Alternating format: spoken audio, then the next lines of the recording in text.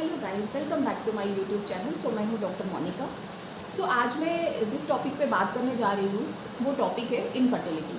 उस कंडीशन में हमें कौन कौन से टेस्ट जो हैं, इंपॉर्टेंट टेस्ट जो है वो करवाने चाहिए, उसके बारे में मैं डिस्कस करूँगी। और ये मेरा बताने का मकसद सिर्फ इतना है कि अगर हम लोग डॉक्टर के पास जाते हैं तो आपको पता होना चाहिए कि डॉक्टर जो है आपको कौन कौन से टेस्ट लिख के दे रहा है, और कोई ऐसा टेस्ट हो जो डॉक्टर ने नहीं लिखा हो और आपकी नॉलेज में हो तो आप उनको बता सकते हैं कि डॉक्टर आपने ये टेस्ट नहीं लिखा है। और आप घर बैठे भी, अगर अभी आपको 6 मंथ्स और कुछ फ्यू मंथ्स ही हुए शादी हुए, और अगर आप अपना खुद का रूटीन टेस्ट करवाना चाहते हैं इनफर्टिलिटी के लिए, तो आपको भी नॉलेज होना चाहिए कि हमें कौन कौन से टेस्ट जो है वो करवाने चाहिए। इसीलिए आज मैं आपसे बात करूँगी कि इनफर्टिलिटी के केस में हमें कौन कौन से केस करवाने टेस्ट इनफर्टिलिटी के केस में हमें कौन कौन से रूटीन टेस्ट करवाने चाहिए। तो सबसे पहले मैं आपसे बात करूंगी कि इनफर्टिलिटी जो केस है, मतलब ये दो कंडीशंस होती हैं। एक कंडीशन तो ये हो गई कि लेडी की एज जो है 35 से कम है। एक कंडीशन हो गई जिसमें लेडी की एज जो है 35 से ज़्यादा है। ठीक है, अब क्या है कि अगर लेडी की एज जो है 35 से कम है, ठीक है, तो उस कंडीशन में अगर लेडी जो है अपने हस्बैंड के साथ रह रही है, ठीक है, 2-3 साल से लगातार अपने हस्बैंड के साथ रह रही है, रेगुलर बेसिस पे अपने हस्बैंड के साथ रह रही है और वो ट्राई कर रहे हैं, उन्हें कंसीव नहीं हो रहा है, तो एक कंडीशन ये हो गई। दूसरी कंडीशन ये है कि लेडी जो है वो 35 से ऊपर है, ठीक है, वो कोई प्रिकॉशंस नहीं ले रहे हैं, वो भी काफ़ी टाइम से कंसीव कर रहे हैं लेकिन उनको कंसीव नहीं हो रहा है, एक ही होगी। और एक कुछ केस तो ऐसे हैं जिसमें लेडीज़ जो हैं मैरिड हैं, काफ़ी टाइम हो गया उनको, शादी हुए 2-3 साल हो गए हैं, लेकिन वो खुद ही कंसीव नहीं करना चाहते, उनका कोई प्लान नहीं है, ठीक है, उन्होंने कोई प्लान नहीं किया कंसीव के लिए। एक कंडीशन ये हो गई। अब मैं बात करूँगी कि अगर लेडी जो है जिसकी एज जो है 35 से कम है, ठीक है, वो रेगुलर बेसिस पे अपने हस्बैंड के साथ नहीं रह रही। अब रेगुलर और इरेगुलर क्या है? रेगुलर वो हो गया जो 2-2.5 साल से लगातार डेली बेसिस पे अपने हस्बैंड के साथ रहती है, वो हो गया रेगुलर केस। अब कुछ होते हैं जैसे जिनके हस्बैंड्स आर्मी में हैं, डिफेंस में हैं, बाहर हैं, मतलब हस्बैंड जो है साथ नहीं रहते हैं, बाहर किसी कंपनी में काम कर रहे हैं, तो वो महीने में 2-3 महीने के बाद आते हैं और इकट्ठे 1-1.5 महीने की छुट्टी आ जाते हैं। उस कंडीशन को हम रेगुलर नहीं कंसिडर करते, ठीक है। और कुछ हो गए कि वो सिर्फ वीकेंड्स पे घर आते हैं, लास्ट के 2-3 दिन के लिए घर आते हैं, वीकेंड्स पे घर आएंगे, उस कंडीशन को भी हम लोग रेगुलर नहीं मानते, ठीक है। ये इरेगुलर कंडीशंस होगी। रेगुलर कंडीशंस वो हैं जो 2-3 साल से हस्बैंड के साथ ही रह रही हैं, उस कंडीशन को हम रेगुलर बोलते हैं। अगर आपके पास 35 साल से कम उम्र की अगर लेडी आती है और वो कंसीव करना चाहती है, हम उनको सिंपल इन्वेस्टिगेशंस करवा के भेज सकते हैं घर पे कि आप अभी वेट कीजिए, ठीक है। अगर आपने प्लान नहीं किया था, फैमिली प्लानिंग के बारे में नहीं सोचा था, तो अगर आप अभी सोचने जा रहे हैं फैमिली प्लानिंग के बारे में, तो आप आराम से 2-2.5 साल वेट करिए। अभी आपकी उम्र 35 साल से नीचे, तो उसमें कोई दिक्कत नहीं है। बट हाँ, अगर लेडी जो है उसकी उम्र 35 साल से ऊपर है और वो रेगुलर बेसिस पे 2-2.5 साल से कंसीव करने की कोशिश कर रही है, वो अपने हस्बैंड के साथ रहती है, वो कोई प्रिकॉशंस नहीं यूज़ कर रहे हैं, लेकिन वो स्टिल कंसीव नहीं कर पा रही है, उस कंडीशन में हम लेडी को बोलेंगे 6 महीने का टाइम हम उस लेडी को भी देंगे। ऐसा नहीं है कि अगर वो 35 साल से ऊपर है और हम उसको सीधा ही डिप्रेशन में डाल देंगे कि आप IVF करवाइए, IUI करवाइए, ये टेस्ट करवाइए, वो टेस्ट करवाइए। नो, हम उनको भी 6 मंथ्स का टाइम देंगे कि कोई बात नहीं, आप 6 महीने वेट कीजिए, 6 महीने ट्राई कीजिए और उसके बाद आइए, ठीक है। तो ये 2 कंडीशंस हैं जिसमें हम लोग पेशेंट्स को वेट करवा सकते हैं। 35 साल से नीचे है तो उसको 2-2.5 साल हम वेट करने के लिए बोल सकते हैं आराम से, और अगर उम्र जो है 35 साल से ऊपर जा रही है लेडी की, तो हम उसको 6 मंथ्स का टाइम देंगे। 6 मंथ्स के अंदर अगर उसको कंसीव हो जाता है, वेल एंड गुड, नहीं होता है तो हम उसको वापस अपने पास बुलाएंगे।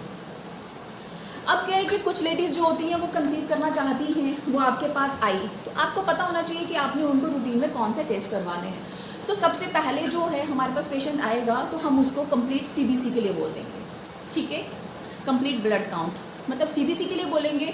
उससे हमें पता चलेगा कि पेशेंट का HB कितना है और कोई इन्फेक्शन तो नहीं है, CBC से हमें ये पता चलेगा। और साइड बाय साइड हम लोग हस्बैंड का भी CBC करवाएंगे, हम हस्बैंड का भी देखेंगे कि उसका HB कितना है और उसमें कोई इन्फेक्शन तो नहीं है।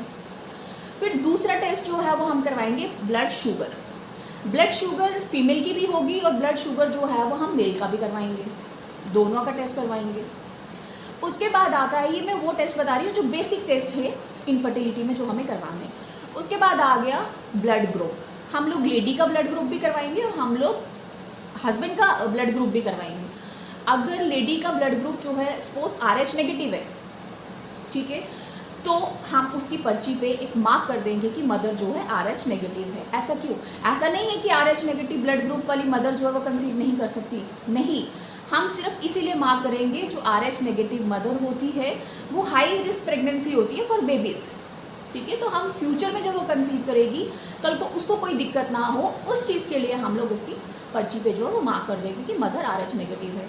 और उसके बाद हम उसके हस्बैंड का भी टेस्ट करवाएंगे RH negative, sorry blood group करवाएंगे उसके हस्बैंड का भी, और उसके बाद देखेंगे कि उसके हस्बैंड का ब्लड ग्रुप क्या है। अगर सपोज उसके हस्बैंड का ब्लड ग्रुप जो है वो भी RH नेगेटिव है एंड मदर भी RH नेगेटिव है, फिर तो कोई दिक्कत ही नहीं है, फिर तो सब बढ़िया है। इन केस अगर हस्बैंड जो है वो पॉजिटिव है एंड मदर नेगेटिव है, RH इनकम्पैटिबिलिटी है, तो वो आगे जाके जो है प्रेगनेंसी में जब वो कंसीव करती है वो दिक्कत कर सकता है। सो इस चीज़ को भी माइंड में रखना बहुत ज़रूरी है और इस कंसेप्ट को भी माइंड में रखना बहुत ज़रूरी है, उसको हमें मार्क करके रखना है ताकि कल को उसको कोई दिक्कत ना हो, ठीक है। ये हो गया, ये 3 टेस्ट हो गए। एक हो गया HB CBC, जिससे हमें HB का पता चलेगा, इन्फेक्शन का पता चलेगा, ब्लड शुगर का पता चलेगा और ब्लड ग्रुप का पता चलेगा। ये तो हो गए मेन टेस्ट। उसके बाद क्या है कि हस्बैंड जो है, हस्बैंड का सिर्फ एक ही मेन टेस्ट होता है जिसे हम सीमेन एनालिसिस बोलते हैं। हस्बैंड जो है वो सीमेन एनालिसिस करवाते हैं और फीमेल्स का हम लोग ओव्यूलेशन टेस्ट करवाते हैं। ओव्यूलेशंस मतलब एवोल्यूशन चेक करने के लिए उसके लिए हम उसके कुछ हार्मोन्स टेस्ट करवाते हैं, ठीक है। तो हार्मोन्स टेस्ट में मैं कौन कौन से टेस्ट जो है पेशेंट को एडवाइस करती हूँ कि आप ये टेस्ट करवाओ। हस्बैंड के लिए तो सीमेन एनालिसिस जो है वो हो गए, ठीक है। फीमेल के केस में हमने जो है उसका ओव्यूलेशन चेक करने के लिए हम लोग कुछ हार्मोन टेस्ट करवाते हैं जो कि सबसे इम्पॉर्टेंट है थायराइड, ठीक है। सबसे पहले हम करवाएंगे उसका थायराइड, सेकेंड टेस्ट हम उसका करवाएंगे प्रोलैक्टिन एंड थर्ड टेस्ट जो उसका होगा वो होगा AMH एंटी मिलोरियन हार्मोन टेस्ट, ठीक है। अब क्या है कि अगर AMH की वैल्यू जो है 1 to 6 के बीच में आ रही है, 1 से 6 के बीच में आ रही है, इट्स मीन आपका टेस्ट जो है वो नॉर्मल है, आप आराम से वेट कर सकते हैं, आप आराम से कंसीव कर सकते हैं। बट हाँ, अगर आपकी AMH की वैल्यू 1 से कम आ रही है या फिर 6 से ज़्यादा जा रही है तो मतलब आपकी ओवरीज रिजर्व हो रही है। रिजर्व इन द सेंस कि आपकी ओवरीज जो है वो फेल होने पे जा रही है, आपकी ओवरीज फेल हो रही है। उसके लिए क्या करते हैं कि अगर आपकी वैल्यूज़ एबनॉर्मल हो जाती है, मतलब बिल्कुल इम्बैलेंस है टोटली, तो उस कंडीशन में हम 2-3 महीने के बाद जो है रेगुलर बेसिस पे इसके 2-3 टेस्ट करवाएंगे, AMH के हार्मोन टेस्ट करवाएंगे। अगर उसमें भी लगता है कि नहीं इनके हार्मोन्स की AMH की वैल्यू डिक्रीज़ हो रही है या फिर 6 से ज़्यादा जा रही है, तो उस कंडीशन में हम पेशेंट को बोलेंगे कि आप विदिन 6 मंथ्स जो है ट्राई करो कंसीव करने की। अगर फिर भी नहीं होता है तो IVF और IUI ही लास्ट ऑप्शन है, फिर हम उनको IVF और IUI स्पेशलिस्ट के पास भेज देते हैं कि आप उनके पास जाइए और अपना फर्दर ट्रीटमेंट करवाइए। अगर हस्बैंड का सीमेन एनालिसिस नॉर्मल आता है कोई दिक्कत नहीं है। अगर हस्बैंड के सीमेन एनालिसिस में भी आपको लग रहा है कि नहीं उसका मोर्टेलिटी रेट जो है कम है या कुछ भी दिक्कत लग रही है कि सीमेन एनालिसिस जो है वो बिल्कुल नॉर्मल नहीं है, सो उस कंडीशन में हम पेशेंट को जो है उसके हस्बैंड को जो है वो हम सर्जन के पास भेज देते हैं और सर्जन जो है वो फर्दर फिर उसके इन्वेस्टिगेशंस करवाएंगे, उसका अल्ट्रासोनोग्राफी करवाएंगे और उसका फर्दर जो है ट्रीटमेंट करेंगे। अब ऐसा नहीं है कि अगर इनफर्टिलिटी का केस है तो उसमें सिर्फ फीमेल ही रिस्पॉन्सिबल है, नो। अगर 50% उसमें फीमेल रिस्पॉन्सिबल है, अगर 50% केस में अगर फीमेल को कोई दिक्कत होती है इनफर्टिलिटी में तो 40% जो होता है वो उसमें मेल भी रिस्पॉन्सिबल है। समटाइम्स होता है 60% अगर फीमेल को दिक्कत है तो 40% जो है उसमें मेल भी इन्वॉल्व है और 10% जो होता है वो मिसलेनियस होता है, ठीक है। सो ये कुछ बेसिक टेस्ट थे। उसके बाद क्या है कि ये तो हम बेसिक टेस्ट करवाते हैं इनफर्टिलिटी के। उसके बाद अगर कोई फीमेल है, ठीक है, उसकी उम्र जो है वो 35 साल से ऊपर हो गई है, प्राइमरी इनफर्टिलिटी है। समटाइम्स होता है कि लेडी जो है उसने कंसीव किया था और 6-7 साल 8 साल हो गए, एक ही बच्चा है, वो वापस ट्राई कर रही है लेकिन उसको कंसीव नहीं हो रहा, जिसको हम सेकेंडरी इनफर्टिलिटी बोलते हैं। तो सेकेंडरी इनफर्टिलिटी का केस है, एक्टोपिक प्रेगनेंसी का केस है, ट्यूबरक्लोसिस का केस है, एंडोमेट्रियोसिस है, चॉकलेट सिस्ट है। सो अगर ये सारी कंडीशंस हैं, ये सब दिक्कत जो है हमें दिख रही है या इस चीज़ों से अगर कोई लेडी सफ़र कर रही है तो उस कंडीशन में ये इन्वेस्टिगेशन तो होंगे ही, लेकिन हम डायरेक्ट जो है उसका ट्यूबल टेस्ट करेंगे। ट्यूबल टेस्ट भी हो गया, जो हमारी फेलोपियन ट्यूब्स हैं हम वो देखेंगे कि फेलोपियन ट्यूब्स जो हैं राइट और लेफ्ट जो ट्यूब्स हैं उसमें कोई ब्लॉकेज तो नहीं है, क्योंकि समटाइम्स होता है कि ब्लॉकेज होती है और ब्लॉकेज की वजह से भी लेडी जो है वो कंसीव नहीं कर सकती और वो सिर्फ ब्लड इन्वेस्टिगेशन की और ही ढूंढती रहती हैं और वो पूरा ब्लड इन्वेस्टिगेशन करवाती हैं और उनको स्टिल कंसीव नहीं होता और वो डिप्रेशन में चली जाती है, एंग्जाइटी में चली जाती है। तो उस कंडीशन के लिए हम लोग क्या करते हैं, उनका लोग ट्यूबल टेस्टिंग करते हैं। ट्यूबल टेस्टिंग के लिए हम लोग क्या करते हैं, हम देखते हैं कि उसमें कोई ट्यूब ब्लॉक तो नहीं है। उस कंडीशन में फिर हम लोग क्या करते हैं, उसका HSG और हिस्टेरोस्कोपी करते हैं। अब क्या होता है कि कुछ डॉक्टर जो हैं वो सिर्फ फर्स्ट टाइम पे अगर पेशेंट उनके पास जाता है तो वो सिर्फ HSG कर देते हैं, या फिर डॉक्टर जो है सिर्फ हिस्टेरोस्कोपी कर देते हैं। लेकिन मेरी ये पर्सनल एडवाइस है कि डॉक्टर के पास अगर पेशेंट जा रहा है और उन्होंने अगर उसकी ट्यूब चेक करनी है, ब्लॉक तो नहीं है, तो उनको HSG और हिस्टेरोस्कोपी जो है वो एक साथ कर देनी चाहिए, क्योंकि पेशेंट को भी फोबिया रहता है OT में जाने का। तो वन टाइम वो OT में जाएगा और उनके दोनों टेस्ट हो जाएंगे।